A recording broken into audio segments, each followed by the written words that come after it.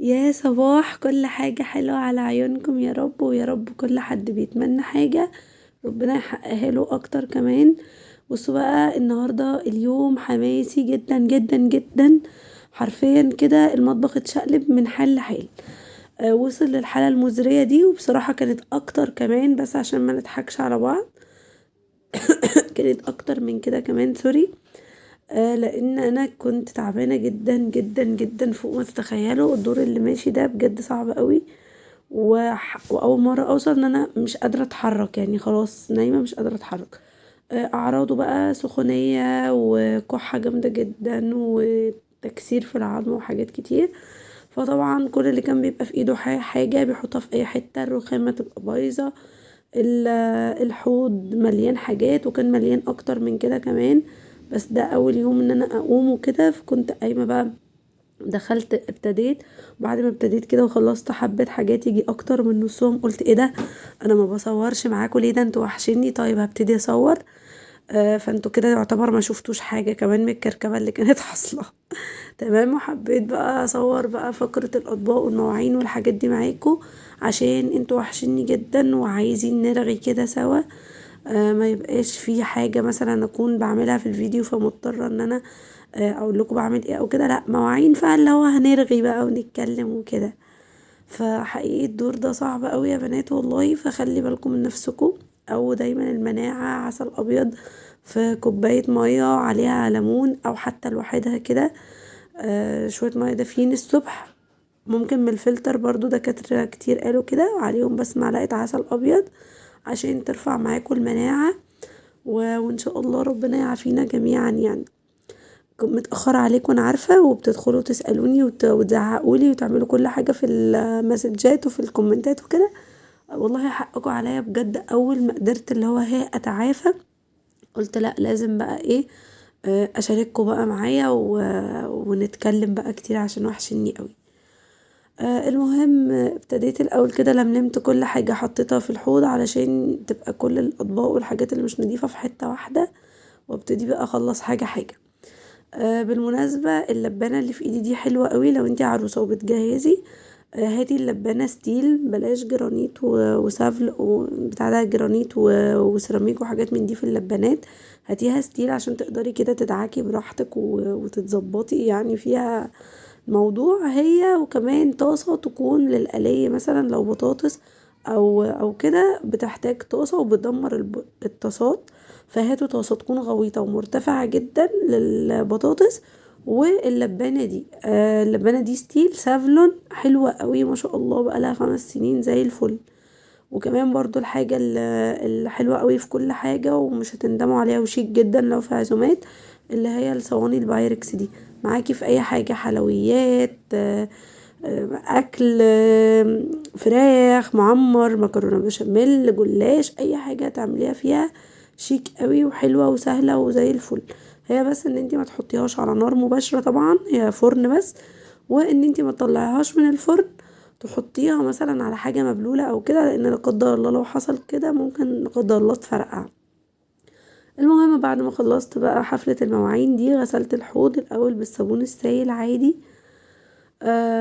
وبعد كده لقيته لأ مش عاجبني، فهغسله تاني معاك اهو بالكلوريكس الجل. ده بقى بيلمع وبيطهر وحلو قوي. المهم طمنوني عليكم الاول بس كده، انتوا عاملين ايه واخباركم ايه؟ احكولي كده عاملين ايه. عامله معاكم حاجه جديده على انستجرام بجد مطمناني وحباها وارتاحه ليها قوي، اللي هي ايه اللي انا كنت بسألكم كل يوم كده. احكولي تجاربكم مع الدعاء. مثلا دعيته ايه وربنا استجاب، ودعيته ازاي مثلا. في آية معينة او سورة معينة بتقروها بتحسوا ان فعلا بعدها ربنا بيستجيب الدعوات، ولا ايه؟ انا دايما اسمع ان طبعا سورة ياسين سحر في استجابة الدعوات وكده. فقولولي احكولي تجاربكم، واحكولي لو في دعاء معين كده بتحسوا ان هو فعلا بيخليكوا يعني دعواتكم تستجاب اكتر او كده. وكمان عايزين نشجع بعض في الحاجات اللي هي الدينية. كنا برضو بنتكلم انا وصحابي وناس منكم على انستجرام اللي معرفهمش برضو. حبايبي كلكم يعني واخواتي. كنا بنتكلم ان يعني نشجع بعض على العبادات، قرآن وصلاة واستغفار وصدقات وكده. لان دايما منتشر يعني ان اللي بيجي يعمل كده فالناس تفضل تقوله ايه ده يا عم الشيخ، ايه يا عم مش عارف ايه، تعمل علينا شيخ بتاع كلام من ده. فبتحول بينا الوقت بقالنا فترة ان انا واحدة من الناس منكم برضو خايفة ان انا اقول يا جماعة تعالوا نتصدق، خايفة اقول يا جماعة انا بقرا قرآن، لحد مثلا يقول لي ايه ده انتي عاملة علينا شيخة او ايه الشو ده او مش عارف ايه.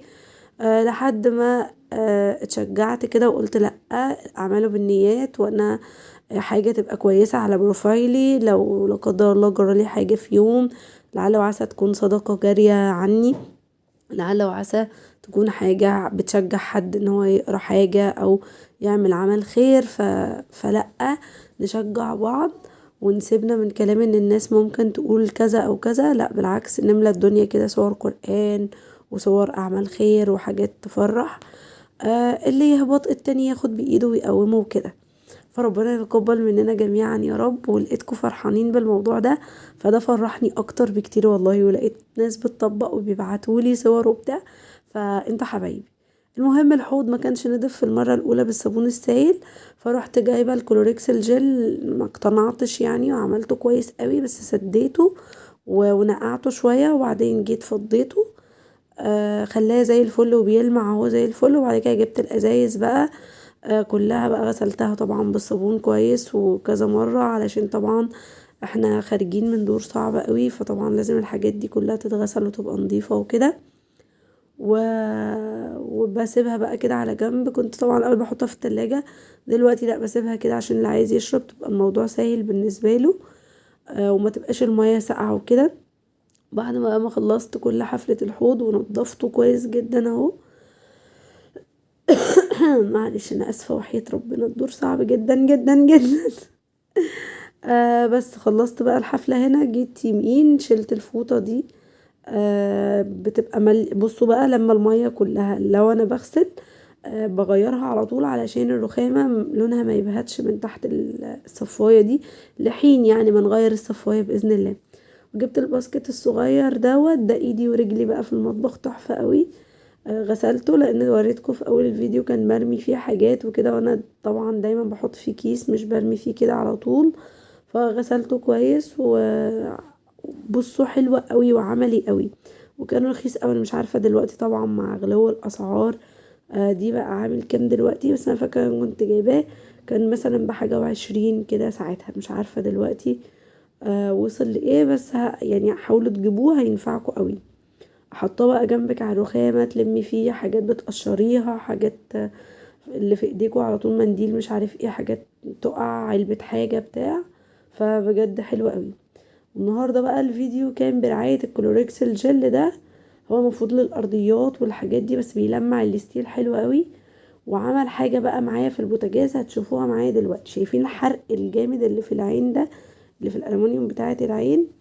بمجرد ما بدعك كده طلع لي نصه، يعني بصوا هتلاقوا نص الحرق اللي في العين اللي في النص دي طلعهولي. ومسحت بيه اليوم ده كل الحاجات، وحقيقي كان حلو قوي يعني. ما حسيتش ان انا عايزة استخدم حاجة تاني يعني، او منظف قوي للبوتاجاز او لكذا او لكذا. وعادة طول ما ايديكوا في الحاجة يعني ان شاء الله تلاقوها زي الفل. بصوا يطلع كل حاجة. انا هنا كنت بوريكوا على الفوطة الحاجات اللي طالعة منه بالكولوريكس يعني الجل، وحقيقي كان حلو قوي. عشان بتسألوني برضو عليه، ده كولوريكس جل عادي جدا، اعتقد بقى منتشر كتير جدا دلوقتي. والله العظيم مش فاكرة سعره بس هو مش غالي، ممكن برضو بحاجة وعشرين او حاجة كده. بينفع بس خدي بالك ان هو ما يجيش على حاجة يبوظ هدوم او كده، لانه زي الكلور ممكن يبوظ الهدوم والكلام ده كله. عايز حاجات ارضيات او حاجات بيضة بس. ممكن لو حاجة عندك مبقع لونها ابيض بيطلعها برضو. في الستيل بيلمعوه حلو معاه. شلي الحرق. بصوا العين اللي في النص لو انتوا اخدتوا بالكم كانت ضعف كده، يعني مرة كمان ان شاء الله هيشيلها كلها وينضفها، ودي مفاجأة بالنسبة لي. فحلوة قوي. انتوا برضو اكتبولي في الكومنت ايه الحاجات اللي انتوا مثلا بتستخدموها وبتلاقوها بتفرق معاكم كده وبتظبط الدنيا معاكم. نفس زيت السلكة والسبونشة على المراية وما بيجرحوش حاجة، عشان برضو قلتولي يا اسراء خدي بالك لا السلكة دي تجرح بوتاجاز او ستيل. لا يا بنات مش بتجرح زي الفل والله، وبتنضف، والطريقة دي حلوة قوي ومجرباها كتير يعني، بعمل كده على طول. طبعا عملت المراية بعد ما عملت البوتاجاز فطرطشت، فرجعت عملت اللي اتطرطش عليه، وتلميعة بقى بسيطة كده للميكروويف. وطبعا الرخامة دي عملتها اول حاجة، بس مش عارفة فين المقطع بتاعها ما لقيتوش يعني، علشان خاطر بحب اول حاجة اخلص كده الرخامة واحط كل حاجة في الحوض، بحيث ابقى خلاص كده بقى ايه محددة هدفي كده، فاهمين. دي فواحة عطرية اللي انا حطاها فوق الميكروويف، دي حلوة قوي، وبحط فيها اي معطر على فكرة او اي زيت عطري. هي مشكلتها بس ان هي قشرت، وانا اليومين دول مايله قوي للبخور، حتى البخور اللي هو العادي الرخيص عادي اللي من اي مكان دوت، اللي هو الاعواد، هتشوفوني دلوقتي وانا بعمله معاكم. بعد كده بقى جيت عملت الارضيات الاول، شفطت السجاده وشفطت الارض بالمكنسه وشلتها بقى عشان تبقى نظيفه، وبعد كده راح امسح كلوركس الوان عشان ما يبقاش حاجه. والمعطر ده بالريحة دي عندنا حد يعني محل هنا في المدينة بيعمل المعطرات دي وبيبيعها، بس الموضوع محل ملوش فروع يعني، ما اعتقدش مش منتشر قوي، عامل زي البرفيوم كده، زي محلات البرفيوم اللي هو بيعملك بالعطور اللي انت عاوزاها، ودي اكتر ريحة بحبها. في الجناب بقى دي بيبقى فيه بصوا الحاجات اللي هي الاتساخات اللي مش بتطلع، فبعمل ايه عشان تطلع وتبقى زي الفل؟ سلكة زي بتاعت اللي بستخدمها على الحوض، الخشنة الجامدة دي، ونقطة كلوريكس، وبدعك كده في ثانية كل حاجة بتبقى زي الفل. بس البلاط كده بقى زي الفل وريحة تحفة. والجنرال برضو يا بنات ريحته بتبقى تحفة في المسح. اي حاجة بقى تانية في البلاط في السيراميك ده منه هو يعني، ده منه هو مش من قلة مسح او من حاجة. جيت بقى بالجلانس عملت التلاجة، وهعمل برضو الميكرويف عشان بابها ازاز، فبتحتاج تتلمع بجلانس وكده. والميكرويف برضو عشان سألتوني عليه كتير، واحنا بنعمل مع بعض على انستجرام حاجات للشيف نادية السيد وكيكة المج وبتاع، كذا حد سألني عليه. ده فريش وعندي من يوم ما اتجوزت من 5 سنين اهو، ما شاء الله ربنا يبارك، حلو جدا وتحفة. انا ما بستخدمش فيه حاجة غير ان انا بسخن فيه بس هو فيه طبعا حاجات كتير قوي، فهو حلو قوي، اللي حابب يجيبه انصح بيه يعني، كويس قوي ما شاء الله. بس كده فرشنا بقى، والمطبخ بقى تحفة وريحة نظافة كده بقى، اللي هي بصوا، اوه يا ربي يا ربي ايه ده، احلى حاجة ممكن الانسان يحس بيها ويشعر بيها كده، سعادة سعادة، عارفين اللي هو خلاص بقى نقعد بقى نرتاح كده ومطمنين ان المطبخ زي الفل. وخصوصا بقى ايه، بصوا بقى بخور بقى كمان من ده، انا مايلة ليه جدا الايام دي، حباه قوي، مش عارفة ليه، اكتر من الروائح العطرية واكتر من كل ده، مش عارفة مرتبط معايا كده بروحانيات كده وحاجات حلوة. فبس كده عطرت بيه كده، بخرت وهثبت عود البخور. وقولوا لي ايه رأيكم في المحتوى بعد ما مغيرين وكده، ومشاركاكم معايا تنظيفات ويوميات وحاجات.